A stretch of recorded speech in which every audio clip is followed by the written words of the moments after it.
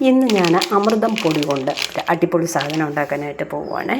അത് എന്താണെന്ന് ഞാൻ പറഞ്ഞുതരാം. ഓക്കെ, അതിന് വേണ്ടിയിട്ട് ഒരു അര ഗ്ലാസ് പാലും അര ഗ്ലാസ് വെള്ളവും ചേർത്ത് 1 ഗ്ലാസ് ആക്കി ഞാനിത് വെച്ചിട്ടുണ്ട്. ഞാനിതൊന്ന് തിളപ്പിച്ചെടുക്കട്ടെ.